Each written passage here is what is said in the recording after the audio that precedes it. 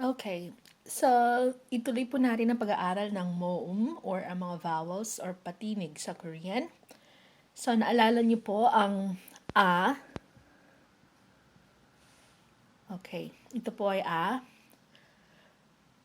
Para po mabuo yung vowel na ya, kailangan po nating lagyan ng isa pang guhit, yung a na patinig. Yan. So, ya. Ya. Ya. Ya. Ya. Okay. Ang susunod naman po ay yo.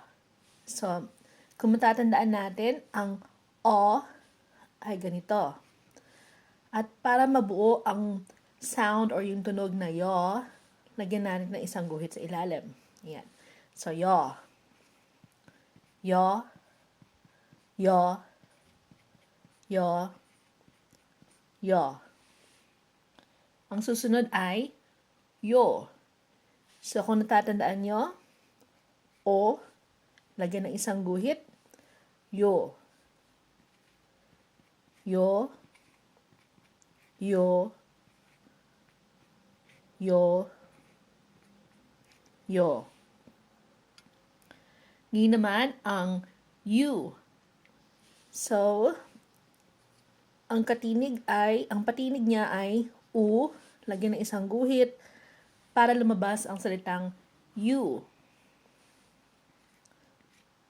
You. You. You. You. At yung pinag-aralan lang natin, yung para lumabas ang sound na ye. Ganyan siya, di ba? So, pag nilagyan ng isang guhit, ye. Ye. Ye. Ye. So, kung mapapansin niyo yung pagsulat ko,